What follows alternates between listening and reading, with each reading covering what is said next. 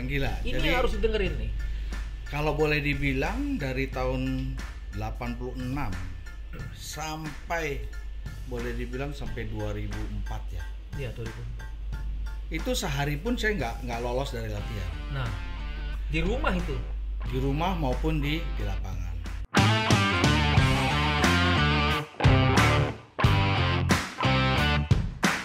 Oke, kita ketemu lagi nih dengan acara yang paling menarik dan paling seru dari semua selama ini.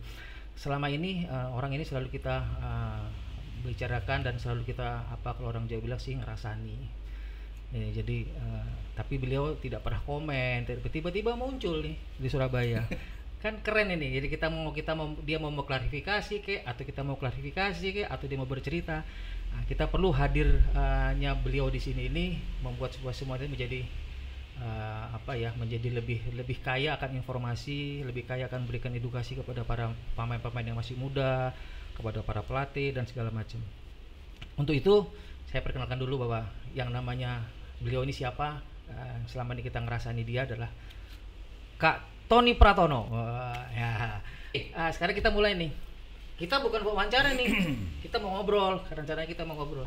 Selama ini kita kan tahu bahwa perkembangan softball di Indonesia itu kan perjalanannya panjang sekali nih Om Tony. Kak Tony, Om Tony, Om kayaknya tua deh. Katanya masih 31. Masih 31 saya. Di 31 saya berapa dong ya? Yang lain yang di sana? Panggil Tony aja. Panggil Tony aja. Oke Ton, yang di sana panggil Om ya. Om. Nggak sebut namanya loh, tapi pasti dia sadar siapa dia. Dia belum dihadirkan di sini. Nanti Om satunya harus hadir nih. Ya ini kita selain mau ngomong selama ini kan mungkin semua tuh pada tahu background kita ada Koko Berada ini, tapi itu nanti cerita paling akhir untuk di closing penutup. Di awal kita mau minta beliau nih Kak Tony, Kak Om nggak boleh sama dia Tony. Oke, Tony bisa bercerita mengenai perkembangan softball di Indonesia. Kita pengen nanya nih, Ton, softball selama ini kan kita tahu sejak kita mulai main kita sekitar tahun 80, 81, 82, 83, ya 84 ke atas lah kita baru mulai start di situ. Perjalanan itu kan panjang gitu. Kemudian setiap provinsi dulu kita masih cuma beberapa provinsi, sekarang sudah makin banyak provinsi yang ada. Perjalanan itu tidak lepas DKI itu selalu ada di urutan atas. DKI selalu menjadi dua besar, bahkan selalu menjadi utama. Yang menjadi pertanyaan kita, kenapa daerah lain tidak bisa? Apakah perjalanannya memang ada perjalanan khusus atau gimana menurut Tony? Ya kalau kita melihat dari mungkin 10 tahun terakhir ya, mungkin terakhir itu 2012 ya, DKI itu masih memegang peranan. Tapi setelah 2012 itu saya pikir pemerataan pemain itu sudah banyak ya, dari Kaltim, dari Irian Jaya juga ada Papua. Iya. Dari 2012 ya Papua mulai ya. Iya. Belum dipecah ya, masih Manokwari kan waktu itu kan ya. Masih Irian Jaya waktu itu. Irian Jaya namanya ya, benar. Terus Lampung juga kuat. Oh iya, gitu ya. Lampung keluar. Jadi Kaltim ya. Kaltim. Jadi mulailah ada pemerataan di situ. Kalau saya lihat sih memang cukup bagus ya untuk perkembangannya. Cuman saya lihat bukannya perkembangannya semakin bagus ke atas, tapi memang daerah-daerah lain agak menyusul DKI dan DKI-nya yang menurun. Jadi kualitasnya sebenarnya kalau saya lihat sih ya segitu aja. Cuma bisa dikejar dengan yang lain, bukan yang lain. Harusnya kan di atas DKI semuanya ikut naik, tapi karena dia stuck, yang lain bisa ngejar. Betul. Memang mungkin yang bisa saya lihat itu di DKI-nya sendiri social life-nya juga agak berubah. Jadi iya, jadi kalau saya ngeliat itu contoh zaman saya dulu ada kejuaraan SMA, kejuaraan mahasiswa itu sering ya. Sekarang kan terutama di kota besar ini mereka berpikir gue belajar nomor 1 deh. Kita dulu gua sekolah ujian nomor, dulu. Gitu, dulu kita sekolah nomor 30 ya. Sekolah dulu nomor 31 dulu 31 kita. ya. Jadi memang adalah softball nomor 1, sekolah nomor 2 gitu. Sekarang kan nggak bisa. Gitu. Banyak Jadi, tuntutan di sekolahnya. Banyak tuntutan. Apakah itu salah ya? Nggak juga. Ya. Gitu. Tapi mungkin yang mesti kita lihat adalah bagaimana kita bisa memaintain pemain-pemain baru, karena disitulah letaknya kita nggak punya pemain baru. Ini pembibitan itu nggak ada. Inilah yang mau kita konteks situ. Tony dulu kan mulai startnya dari SMA kan? Saya SMA. start itu tahun 81 waktu itu. Berarti SMP kelas 1. SMP berarti ya. Betul. SMP mana itu? SMP 20 Jakarta Timur. Saya taunya Om Tony itu mainnya di SMA 6 dulu soalnya Bulungan ya. Waktu itu orang taunya saya di SMA 6, padahal saya bukan SMA 6. Lah. Aku taunya SMA 6. Wah, baru ketahuan. Di sini nih baru ketahuan. Ternyata gadungan dia. Gimana Jadi, ceritanya itu? Tahun 81 itu saya bergabung dengan klub Numbers. Ya. Saat ini sih udah nggak ada klub Ya. itu. Klub Numbers itu saya sampai 83, Lama 83 itu saya kepilih tim DKI Junior. Ya. Tapi setelah itu berhenti karena memang klub saya bubar. Numbersnya itu. Numbersnya bubar. Oh, jadi Numbers itu klubnya Tony awal. Iya, awal itu Numbers. Kalau nggak salah Steven pernah main di Numbers. Pernah bermain di Numbers, cuman bukan di klub Numbers. Berarti dia yang palsu di Numbers ya. Palsu. Gadungan dia malah. Palsu. terus Numbersnya gimana? Bubar. Tukang nyiksa saya dulu. Oh dia gitu tuh. ya. Tukang nyiksa. Wah, hati-hati lu Steve datang ke sini harus balas lu. Terus Nah, gimana? Jadi waktu kejuaraan Hawks Cup di Surabaya tahun 82. Oh iya. Steven ikut bermain sama Numbers. Iya. Oh benar, itu pakai Numbers. Iya, dia main di first base, saya main di third base. Third base. Ingat Iya. aku. Nah, setelah tahun 83 saya berhenti karena pada saat itu sempatlah ikut olahraga lain ya. Terus saya ditelepon tahun 86 awal itu ditelepon, ada kejuaraan junior katanya, ikutan yuk. Waduh, klub saya udah nggak ada, nggak apa-apa, yang penting lu datang. Akhirnya saya datang, alhamdulillah pada saat itu kepilih di 86 itu. Ikut klub mana lu? Nah di situ kan belum punya klub, akhirnya ketemu Steven lah. Steven kan ketemu Maluku kan, dan ada Jarot, ada Japra pada saat itu juga Maluku. Ya udah, akhirnya saya masuk Maluku gitu. Kata lainnya terjerumus dong ya. Terjerumus. Kenapa dibilang terjerumus Tony ini? Karena sekarang ini aktivitas Maluku hampir dibilang di tangannya dia. Tinggal beberapa orang tuh, tinggal Steven, Jarot, Lani, terus Moko, Tony, tiga orang itu aja. Yusti ya kan. Jadi yang lain-lainnya sudah jadi penonton semua. Kalau nggak ada beliau-beliau yang mereka saya sebut namanya tadi, mungkin saya pernah ikut main Maluku. Diem-diem saya juga transfer di Maluku loh. Iya. Transferan. Itu memang kenyataannya klub itu memang apa ya? Saya merasa ada sesuatu klub yang ada bedanya dengan klub yang saya pernah ikuti sebelumnya. Jadi rasa familiarnya, kekeluargaan, kebersamaan itu memang kita main fun banget gitu di situ loh. Jadi betul-betul menyenangkan. Jadi kalau sampai yang Sarak bertahan, bayangin coba kita datang main cuman 9 orang satu game. Itu ada sampai tukang bakso si John ikutan main. Kan? Sampai begitu ada kurang pemain, tukang bakso yang di pinggir lapangan itu kita panggil ya. Untuk sudah pakai kostum, pakai ini untuk main. Nah, ini sedikit cerita. Oke, jadi sekarang pada saat itu berarti menurut Tony tadi cerita kompetisinya tinggi ya. Jadi sangat tinggi. Ada SMP, SMA. Zaman saya dulu itu saya sempat main divisi 3. Oh, ada divisi 3. Divisi 2. Divisi 2. Akhirnya naik ke divisi 1. Sekarang ada nggak divisi itu semua? Sekarang divisinya 1 aja. Nggak ada divisi yang lain. Itu mungkin yang bikinnya. Iya. Dan naik ke divisi itu tidak mudah ya, Tony? Susah, karena yang pemain-pemain yang di atasnya pun memang berprestasi, dan kita juga untuk masuk ke atas itu seleksinya cukup susah ya. Iya. Zaman dulu apalagi zamannya jahiliyah ya. Jadi kalau junior itu benar-benar angkat tas loh. Nggak kayak sekarang ya. Nggak kayak sekarang. Saya dulu juga gitu. Bayangin, saya tuh pernah masuk klub di Surabaya. Itu 3 bulan cuma jagain bola senior itu yang error tuh ngambilin. Bayangin coba. Sekarang mana ada junior kayak begitu. Itu saya ngalamin itu. Mungkin kita waktu pada saat kita kumpul, tolong dong kopi, tolong dong ini, ya enggak? Karena kita mau main siap Kak. Ada satu juga kayak gitu, diperintah kayak gitu juga harus mau dan takut sama kita yang senior. Tuh yang dulu di pinggir tuh si Roy.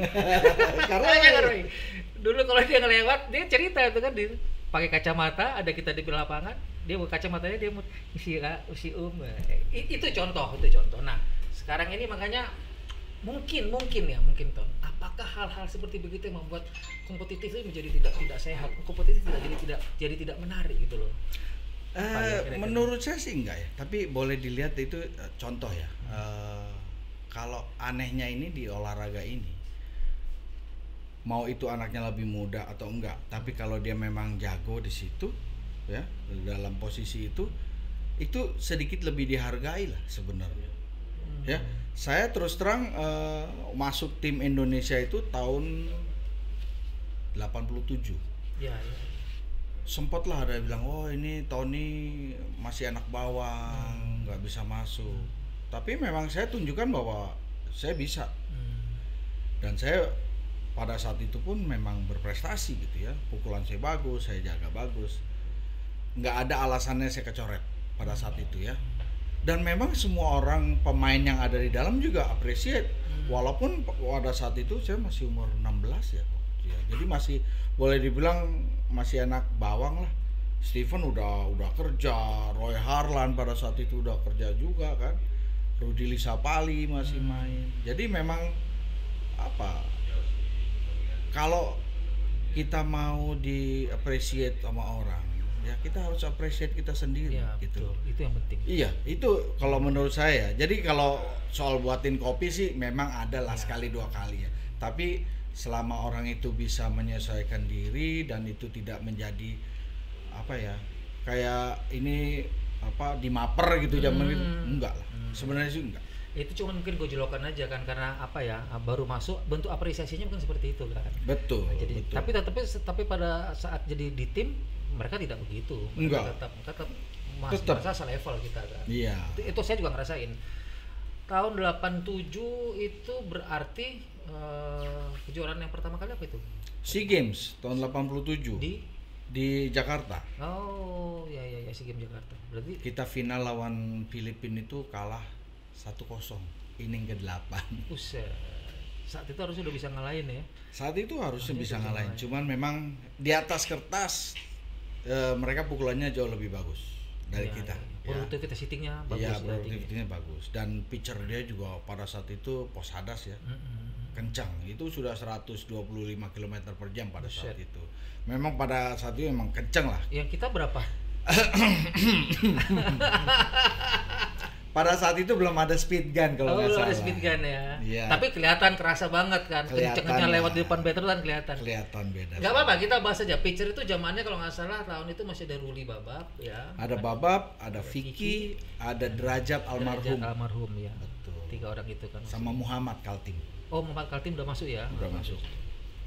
Ya, itu memang apa ya, sebuah perjalanan itu nanti kita akan bahas tersendiri mengenai SEA Games yang Om Tony ikut kejuaraan internasionalnya. Di sesi ini saya kepingin ngebahas mengenai supaya orang tua nih pada tahu, parents semua tuh pada tahu, atlet muda pun pada tahu, menjadi seorang Tony itu bukan seperti orang membalik tangan gitu loh. Tidak seperti, contohnya seperti gini, latihan di lapangan pada saat usia menjelang sampai pada tahun 86 ya, ada junior yang dipanggil.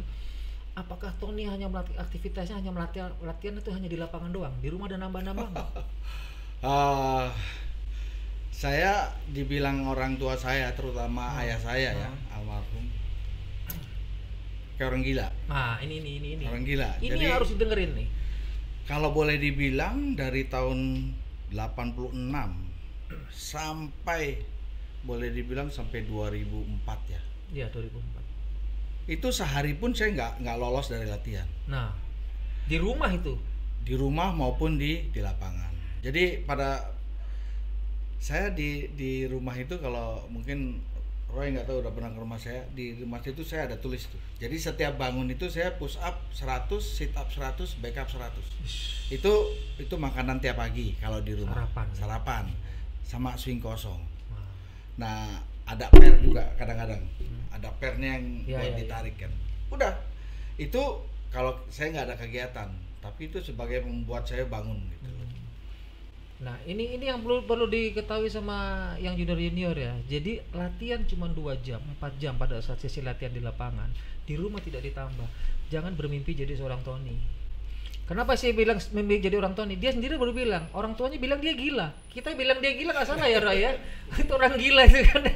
Nah, kenyataannya begitu memang. Jadi ternyata satu hari yang dalam teori itu memang ada, dalam teori olahraga itu paling tidak melakukan pelatihan itu 8 jam dalam satu hari. Betul. Jadi mungkin dia beli sesinya sekian jam pagi, siang sekian jam, malam, tapi itu terpenuhi 8 jam. Nah, ini dilakukan oleh atlet-atlet yang betul-betul punya prestasi. Kita dulu pun ya, mungkin beda dengan Tony, tapi saya rasa sama. Seperti ya mungkin kalau pitcher di Jatim Koko, terus kemudian Pak Kadar yang lebih tua, terus catchernya sih mungkin saya. Itu kita juga latihan di lapangan cuma 2-3 jam, paling latihan ya kita cuma seperti mencari sesuatu, membenarkan hal yang di rumah, tapi di rumah kita nambah. Kita lari, jogging pagi, kita setup backup, kita swing kosong, itu kita lakukan. Nah, ini yang perlu diketahui sama teman-teman, terutama adik-adik yang junior. Kalau memang mau seperti itu, siap nggak dibilang jadi orang gila sama bapaknya? Kan gitu. Saya juga dibilangin gitu, di rumah tuh sampai bayangin dulu kita belum main barbel nih, nonton. Jadi saya waktu zaman itu masih SMA, saya muridnya Pak Kandar kan. Itu saya pakai cobek. Cobek. Cobek buat ngulek sambal tuh, itu buat uris sambil nonton TV itu. Main cobek gini sampai panas, nonton lagi sambil bunyi-bunyi gitu. Yang di belakang nonton, ini apa sih ramai aja di sini. Kayak gitu. Gila kamu pergi. Kayak begitu. Hal itu memang kita rasain semua. Pasti Tony juga pasti seperti itu kan gitu. Ya, jadi memang pada saat itu saya kan terus terang belum ada pelatih pada saat itu yang benar-benar tahu bagaimana mendevelop seorang pesoftball atau emang sekarang udah ada. Paling tidak informasinya ada. Paling tidak. Oh gitu ya. Paling tidak ada orang yang lebih tahu, mungkin begini bagus, ini begini bagus gitu ya. Iya. Tapi saya pada saat itu cuma berpikir bahwa kalau gua ngelempar gua butuh otot apa ya? Ya. Knowledge ini pengetahuan. Iya, benar. Oh, kira-kira berarti gua otot ini gua harus kencengin gitu. Pada saat itu gua harus mukul begini. Kalau berarti tangan gua harus kuat nih ya. Secara logika sekarang, udah mikir kan, gitu. Terus saya selalu punya mimpi. Nah, ini. Jadi saya harus pada saat bermain, entah itu lagi latihan, entah itu lagi pertandingan maupun pertandingan, saya selalu punya, gua hari ini mau hit 2 kali hit misalnya. Saya jatain saya mesti begini. Itu saya kadang-kadang bisa bermimpi, bukan bermimpi ya, tapi membayangkan nanti gua akan begini.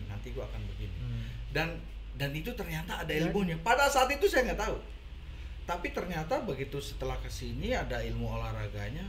Oh, ternyata dengan visualisasi itu kita membentuk latihan secara alam sadar. Di bawah alam sadar. NLP ya. Iya. Jadi ya itulah yang kita lakuin gitu.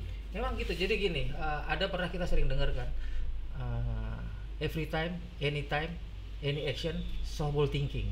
Betul. Nah, itu berarti bukan berarti setiap hari itu mikirinnya softball berpikir melempar seperti ini, latihan seperti ini, pegang barbel atau pegang bat, bukan, tapi maksudnya berperilakulah seperti pemain softball. Contohnya ya logika. Tony tadi bilang bahwa dia latihan fisik, untuk ini dia butuh swing, dia pakai pair. Dia butuh ini, latihan otot yang mana, latihan seperti ini. Nah, knowledge seperti begini ini kan tidak mudah didapat. Ini kalau tidak ada kesadaran sendiri, tidak mau belajar, ini akan menjadi kesulitan buat pelatihnya sendiri. Contohnya begini sekarang, ada seorang pelatih melatih kita, katakan ya, anak-anak yang sekarang ini, katakan mau bawa ke fitness atau dibawa di fisik secara khusus. Sudah benarkah dia memberikan pelatihan terhadap fisik? Contohnya kita melemparkan ototnya kan ke sana ya. Terus kalau kita latihannya rowing, otot mana nih? Yang latihan mana nih? Kan contohnya gitu kan. Jadi aku kelihatan di fitness pada saat yang junior latihan, dia rowing.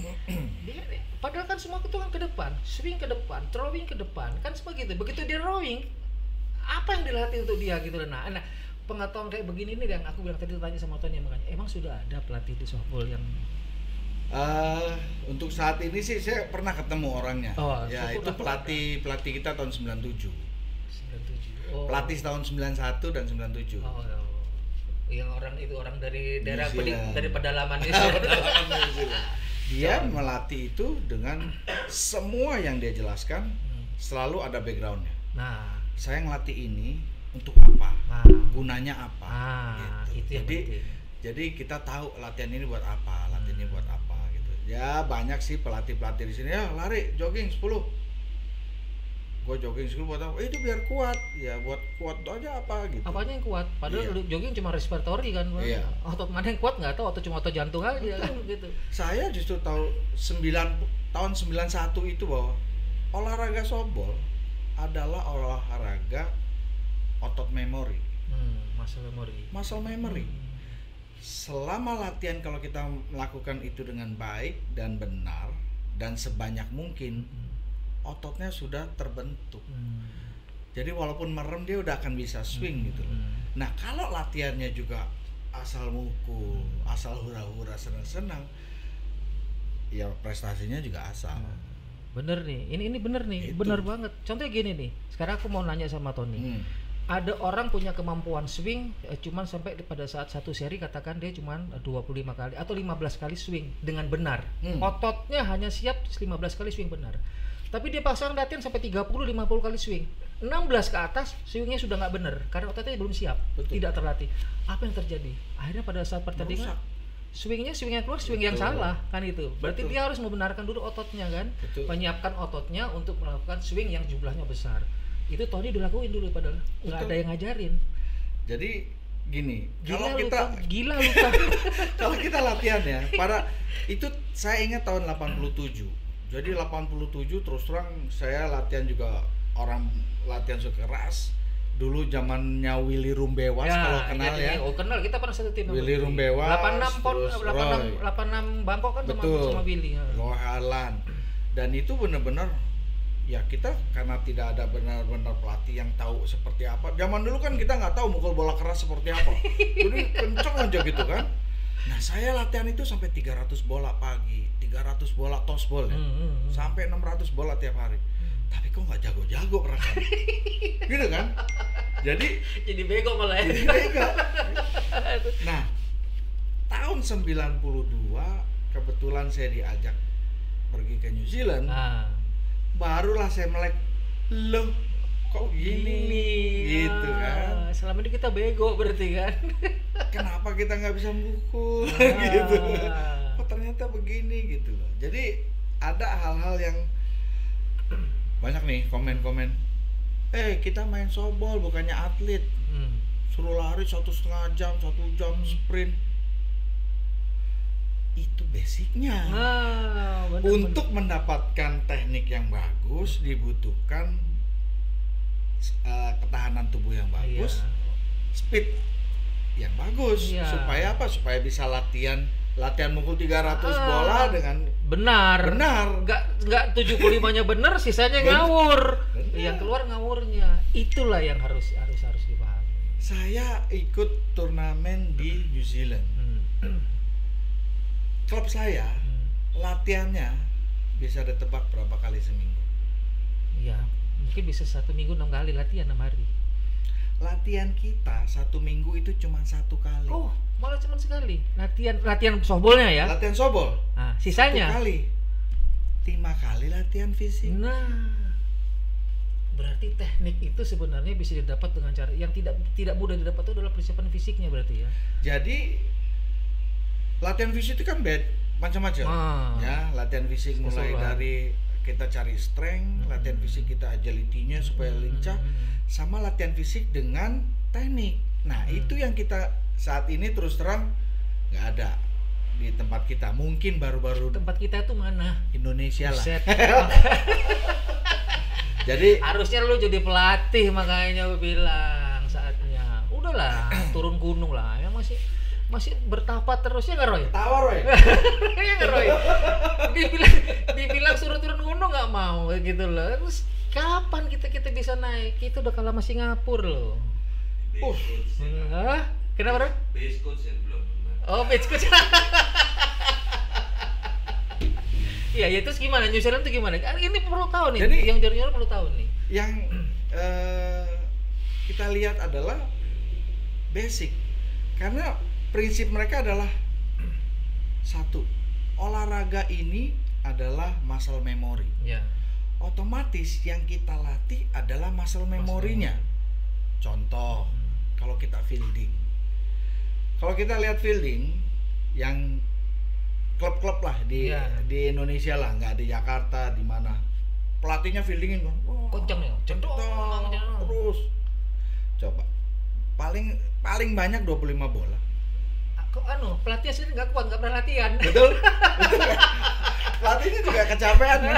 Kekuatan atlet tidak ada pelatihnya. Padahal waktu 91 kita udah diajarin sama John. Jadi pada saat itu kita cuma dilatih gini aja. Iya. Yang paling benar adalah gerakan kita benar untuk menangkap bola. Ini Ton, aku seneng nih. Iya kan? Karena gini, kita pernah kenal namanya ada, nggak usah sebut namanya deh ya. Kita pernah takut dengan salah satu bet yang punya fungo betting.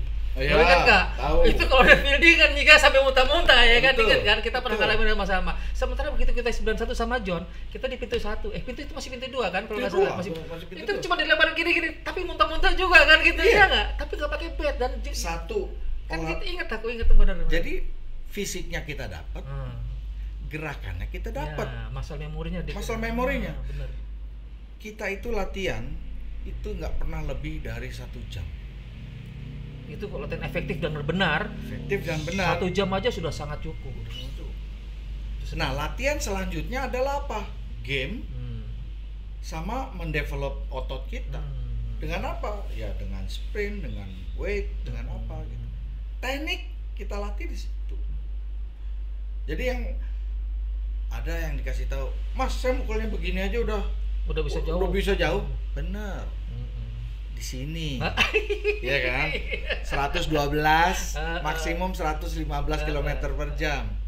Di sono udah 120 lebih. Kita ngalamin tuh waktu pertama kali ke New Zealand nih kita. Begitu berdiri better box, cedak pulangnya udah nyampe. Kapan bisa mukul jadi? Iya kan? Nggak bisa. Benar. Nah kita juga kedatangan John itu kan ada ya sebenarnya bukan pengaruh bahasa sebenarnya, karena kita semua juga bisa bahasa Inggris lah ya. Tapi cara penerimaan teknikalnya itu juga agak berbeda. Nah itu yang harus kita juga pelajari. Memang karena gini, saya paling tidak suka pribadi ya, saya paling tidak suka lu salah. Nice. Nggak ada yang salah di softball kalau Terus menurut yang saya. bilang lu salah nggak pernah main softball. Tiba-tiba jadi pelatih, lu salah. Dia sendiri nggak pernah pegang bola padahal. Ya, terus. Kenapa orang udah jago gitu kenapa dirubah gitu? Prinsipnya adalah gini, saya melihat semua pemain dan saya kenal pemain-pemain yang dunia ya. Mereka itu basicnya bagus. Bener. Jadi kalau bedanya kalau di sini pemain tuh pukulannya jago dengan gaya yang rada aneh mungkin ya, dengan basic yang benar, mungkin jago. Begitu ke sana ketemu yang lebih jago, itu dia udah nggak bisa ngapa-ngapain. Karena apa? Mereka dengan gerakan itu punya limitasi yang terbatas. Ada batasannya dengan gaya begini gua nggak bisa mukul. Bener. Begitu kena speed tertentu, selesai. Bisa selesai. Makanya dibutuhkan basic yang benar. Basicnya gimana ya? Basic orang semuanya tahu. Cuman cara penerapannya itu yang harus yuk bareng-bareng gitu. Gitu. Jadi gini nih. Tony setuju nggak? Persiapan atlet awal atau atlet pemula ini seharusnya dipegang oleh pelatih yang mengerti basic fundamental atau yang hanya sekedar mengetahui? Sangat setuju. Ini Saya sih ngelihatnya seperti itu ya. Ini kuncinya ini. Saya ngelihat pelatih di New Zealand, Australia. Kebetulan juga saya kan mainnya waktu itu di sana. Sempat ke port segala macam Iya. kan. Pelatih untuk juniornya benar-benar melatih basicnya seperti apa. Nah, pelatih-pelatih yang ada di sini ya mungkin dia tahu basic, tapi cara penyampaiannya mungkin agak salah, kita juga nggak tahu. Di situ ya. Agak berbeda. Iya. Sekarang kalau orang nangkapnya harusnya begini terus dia nangkapnya begini kan juga salah. Iya. Tapi dia bisa nangkap kok. Dia pitching mau yang begini bisa. Kenapa mesti dirubah begini? Ya nggak apa-apa. Kalau begini mungkin sampai batasannya segini. Kalau kamu rubah begini, kamu bisa lebih naik, gitu kan? Iya. Pitcher dunia paling kencang 140 km per jam. Adam Volkart. Begini. Nggak gini deh kalau percaya. Filipina lempar gini. Ada kenceng, ada. Tapi sampai sebesar apa dia lempar gini lebih kencang? Saya nggak bilang salah. Benar. Jepang pun ada yang lempar begini. Iya. Tapi kan otot mereka juga udah dilatihnya seperti itu. Sudah siap. Sekarang kalau kita sudah menjadi pitcher, let's say 5 tahun dari pitcher begini. Pitcher 5 tahun. 5 tahun. Ada pitcher 1 tahun aku jadi pitcher. Enggak ada. Saya pitcher jadi-jadian. Makanya bilang orang gila ini kan. Ya, jadi kalau waktu dia lemparnya, let's say down ball dia lempar begini. Begitu datang orang baru, diajarin lemparnya yang begini. close tuh. Apakah salah? Saya nggak bilang dia salah, enggak. Yang saya bilang adalah kalau down ball segini sama aja dengan down ball begini. Kamu maunya yang mana? Jadi saya nggak akan bilang itu salah, karena dia lempar begini kalau kencang bisa kok. Tapi ototnya juga harus dilatih. Ya, harus siap. Tadi seperti itu. Jadi memang kan basic ada ya. Tolong diperkuat basicnya dulu. Itu loh yang tadi kita bahas berawal. Mau swing 100 kali per hari boleh, 1000 kali boleh. Pertanyaannya, ototnya sudah siap belum melakukan itu? Kalau belum siap, maka siapkan ototnya dulu. Berarti latihan fisik itu penting. Kapan latihan fisik? Kalau di lapangan cuma 1 jam 2 jam ketemu, ya latihan fisiknya berarti kan di rumah, Ton. Ya kalau tidak melakukan di rumah, jadinya cuma jadi pemain jadi-jadian. Iya kan? Atraktif dan segala macam, tapi tetap ada batasannya, ada limitasinya tetap ada gitu. Begitu kena pressure tinggi, kena permainan cepat dan segala macam yang levelnya di atas mereka, lewat pasti mereka. Betul. Nah, itu kesalahannya di situ kan. Nah, knowledge ini adalah menjadi salah satu yang menjadi harus dasar. Ya, mohon maaf ya, pelatih yang ada sekarang ini. Mungkin bukan Tony ngomong, saya ngomong deh. Mungkin kalau saya salah, tulis di komen atau gimana, saya siap untuk dikritik, saya siap untuk maksud. Pelatih sekarang knowledge-nya harus kuat. Kalau pelatih itu tidak kuat knowledge-nya, yang kasihin atletnya tuh. Ya kan? Karena untuk mendapatkan sebuah skill yang tinggi, sebuah skill yang bagus atau sebuah skill yang benar, knowledge-nya tidak hanya di knowledge-nya pemain, di knowledge pelatih pun harus kuat. Kalau knowledge pemain, contohnya seperti gini. Sekarang apakah semua pelatih itu mungkin dia tahu ya namanya softball itu butuh agility, kemudian fleksibilitas, kemudian speed, kemudian strength. Ini modalnya kan. Kalau punya fleksibilitas yang bagus kayak Tony nih, fleksibilitasnya kan tinggi. Punya strength bagus kayak Tony. Kemudian punya speed kayak Tony, ya kan? Terus punya strength kayak Tony, maka bisa menjadi pemain yang terus masuk kategori seperti itu. Nah, untuk menjadikan seorang seperti begitu, knowledge-nya pelatih ini yang harus kuat gitu loh. Nah, inilah yang aku bilang, makanya Ton, saatnya turun deh lu. Paling tidak kasih masukan lah. Saya sih terus terang sangat apresiasi dengan pelatih-pelatih yang ada sekarang. Jadi terus terang memang untuk pelatih yang cukup berkaliber internasional yang kita berharap itu memang saat ini kan belum ada. Ya. Bukan saya bilang mereka yang melatih sekarang ini tidak di situ, enggak. Tapi yang saya bisa bilang adalah ayo kita sama-sama mengembangkan dirinya supaya ngikutin zaman. Ya kan? Ya benar. Alhamdulillah saya mulai dari tahun 81 sampai sekarang ini saya udah ngikutin pitcher itu udah berkali-kali ganti. Ya, mulai dari yang 2 harus natak, terus nggak boleh loncat, terus harus ngedrag. Sekarang dua-duanya boleh lepas ya. Harus bisa loncat, bisa hopping. Nah, yang gitu-gitu kalau kita nggak ngikutin zaman kan susah. Ya benar. Dan apakah mereka salah? Nggak juga, mereka benar, dan saya juga terima kasih karena terus terang pelatih-pelatih yang ada itu memang karena kita nggak ada orang pada saat ini untuk melatih yang kecil-kecil. Kita udah terima kasih sama mereka yang sudah mau melatih, gitu loh. Tetap apresiasi ya. Betul. Cuma saya perlu ditambah. Justru saya minta dari Pengda, dari PB, itu yang memberikan jalurnya, gitu loh. Orang-orangnya ada kok, mereka kompetensinya cukup bagus kok. Mereka bekas-bekas pemain juga. Jadi saya terus terang salut sama mereka. Ya, tapi yuk kita isi knowledge-nya supaya jadi bareng. Ya. Kita lihat Jepang ya. Jepang mau dari yang kecil sampai gede, gayanya hampir sama semua loh.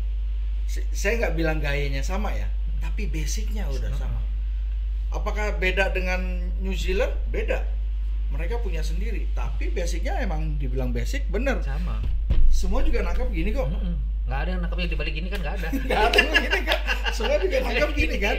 Ya benar, nggak ada yang nangkap gini kan. Semua nangkap gini, semua sama. Bener itu. Jadi makanya harapannya itu bukan berarti Tony turun jadi pelatih, bukan. Tony sudah harus turun, sudah di levelnya bukan pelatih, tetapi yang membuat konsep, membuat standarisasi. Nah ini loh, digodok jadi sebuah standarisasi, kemudian dilemparkan kepada mereka-mereka yang punya kewenangan, bisa menjadi sebuah standar. Ini supaya Indonesia ini dari Papua sampai ke Aceh itu semua itu standarnya sama. Ya kan. Nah ini harapan dari cerita ini aku nganggap bahwa sudah saatnya orang-orang seperti Tony itu turun memberikan kontribusi untuk standarisasi lah. Karena tadi kan Tony bahas pelatih it's okay, pelatih bagus semua, pelatih kompeten semua, tapi tetap dia harus kuat basic fundamental terhadap permainan softball secara dasar. Dia harus kuat, dia harus knowledge-nya harus kuat ya kan, supaya tidak terjadi miss. Betul. Kan begitu kan. Nah, banyak pelatih sekarang juga yang dari dosen-dosen kan, dosen olahraga. Mereka kan punya cara melatih yang benar seperti apa gitu. Cuman yang mungkin karena saya ngeliat saat ini saya ngeliat di DKI ya, karena saya banyak terjun di situ. Itu yang harus benar-benar kita tingkatkan gitu loh. Ya, memang punya programnya bagus kok saya lihat waktu itu. Cuman apakah eksekusinya sudah kesana atau belum gitu loh. Itu. Terus terang memang kita punya pemain 15 yang mau dibawa 15, tapi yang malas ada 7. Capek ini. Kalau kita keluarin nggak punya pemain, tapi kalau nggak dikeluarin juga begitu-gitu aja. Dilema gitu. Itu emang ya, mau nggak mau seperti itu. Contoh seperti gini sekarang aja. Kita tidak bahas kebijakannya yang organisasi induk ya, seperti PB segala macam. Tapi dengan adanya sekarang perubahan PON untuk usia 23, berarti kan yang menjadi persiapan itu adalah di fundamental, di dasar. Persiapan di awalnya harus jadi supaya usia menjelang 23 ini mereka sudah memang siap dan kapasitasnya mereka sudah betul-betul sebagai level PON pemainnya maksimal seperti itu. Betul. Jadi bukan berarti 23 salah atau benar atau kita pro yang mana. Yang penting kalau memang itu sebuah program, pelatihnya harus menyiapkan itu. Pelatih itu di mana? Yang di klub. Nah di klub ini siapa yang melatih pelatihnya? Harus ada standarisasi. Siapa yang harus bikin standarisasinya? Ya organisasi ini yang harus membangun itu, harus mau sekarang. Kalau nggak jadi kayak New Zealand. Bukan berarti New Zealand tuh hebat atau Jepang tuh hebat, tapi ya itu yang benar kan gitu kan. Iya kan? Itu kan yang benar gitu. Saya mau ambil contoh mungkin ya. Singapura. Oke, itu Singapura kemarin. Kita kalah sama Singapura kan? Jangankan kita, Filipina kalah sama Singapura. Tuh coba. Pitchernya dia pun sudah ngalahin itu Denmark ya. Denmark atau Belanda. Dia sempat ngalahin. Di Eropa ya? Di Eropa. Dia kejuaraan dunia kemarin. Sempat ngalahin. Lawan Kanada aja dia sempat tight. Jadi pitchernya itu sekarang dia punya 3 pitcher. Pitchernya itu sudah sekitar 120 km per jam. 120 km per jam. 117 sampai 120. Indonesia udah ada yang segitu. Oh, zaman 97 ada. Nggak usah disebut namanya. Nah, yang saya bisa bilang adalah kenapa mereka di situ. Mereka pemain nggak banyak. Singapura kan kecil. Iya. Sama Jakarta juga kalah gede kali. Jumlahnya banyak Jakarta. Nah, dia punya kita punya ada segini nih. Ayo kita latih mulai dari kecil. Jadi tim ini itu sudah dibentuk sejak SMP. Jadi SMP itu mereka punya sekitar 40 pemain yang benar-benar latihan bareng, dilatih bareng sampai terus. Sudah terseleksi ya? Sudah terseleksi. Nah, sekarang pun mereka ada di bawahnya lagi. Regenerasi ada sudah lagi. Regenerasi. Under 18-nya Singapura itu sudah bisa ngalahin Jepang. Pada saat sekarang ya. Kemarin boleh lihat di YouTube dulu ada softballnya. Tapi apakah itu dari setahun 2 tahun? Enggak. 10 tahun dia mempersiapkan itu dari kecil. Tapi yang ngurusin benar-benar ada. Saya harus ngurusin ini dan mereka tandingnya juga keluar. Ada dua pitchernya itu dia kirim ke Australia juga. Latihan di sana. Untuk latihan di sana. Jadi job desk-nya jelas jadi ya. Job desk Jobdesknya jelas. Ya itu memang jadi gini. DKI itu Jabar Jatim itu sudah punya program seperti Singapura Ton. Sudah. Namanya apa kalau nggak salah? Aku lihat jenis apa? Bukan, jangan PJP. PJP. Iya kan, ada PJP. cuma jalan apa enggak kan gitu kan. Nah PJP-nya berapa tahun. Kalau yang dipakai Singapura itu kan mungkin seperti yang ada dipakai Kanada, dipakai Amerika, itu kan long term athlete development, LTAD kan istilahnya gitu. Jadi itu mulai umur dari berapa tahun? 4 tahun? Enggak, 10 tahun bahkan. Mereka LTAD itu long term athlete development itu dari usia dini itu dari 10 tahun mereka sudah nyiapkan, dan itu berregenerasi. Saya pernah baca bukunya tuh emang. Nah harusnya kan di Jakarta, DKI Jabar kan sudah punya PJP apa? PJP. Ah iya PJP kan, program jangka panjang. Program jangka panjang. Tapi program jangka panjang untuk usia-usia yang mana nih? Itu. Kan di situ kuncinya kan, usia Kuncinya yang di situ. Jadi memang harusnya itu kok. seyogianya kita udah harus mempersiapkan. Saya balik ke saya lagi ya. Mungkin kalau dia jadiin contoh mungkin nggak ini juga ya, nggak individualis juga. Tapi menurut saya dengan SMP, waktu saya start SMP itu bagus. Saya umur 16 sudah jadi tim nasional loh, ya. Bukan PON aja, tapi udah nasional. Nah sekarang yang buat nasional, sekarang nyari 23 aja susah buat PON.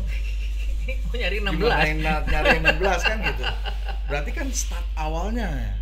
Bukan dibilang saya jago atau gimana, enggak, ada Uki juga jago. Ada Dodi Puntung, Dodi Terong. Juga masih kecil juga. Michael Trisnadi juga dari kecil. Iya. Gitu loh. Nah, mungkin itu yang bisa itu membedakan ya. Iya. Jadi matangnya itu lebih bagus. Nih, matangnya ini matang di PON sama matang di Perem beda kan. Nah, ini yang harus jadi catatan. Ini perjalanannya Tony yang harus kita tahu, bahwa ternyata tuh ceritanya di Badin tidak semudah itu. Sejak umur sejak umur SMP, kemudian 16 tahun sudah bisa prestasi secara nasional, dan itu di dalamnya itu tidak sesederhana apa yang kita bayangkan. Nah, ini buat teman-teman adik-adik yang junior, semua pelatih-pelatihnya juga, bahwa mulai sekarang coba memberikan suatu pandangan atau memberikan sebuah pandangan bahwa sebenarnya menjadi seorang atlet itu tidak semudah itu, gitu loh. Tetap perjalanannya panjang, keras, berat, tapi ya goalnya prestasi. Terutama orang tua nih, karena banyak sekali orang tua kan yang minta atletnya, anaknya jadi atlet instan. Itu yang berat kan dari situ. Nah itu yang bahaya. Nah mudah-mudahan dengan ceritanya Tony mengenai sejarah dia mulai menjadi pemain sampai sekarang, posisi seperti sekarang ini, menjadi sebuah inspirasi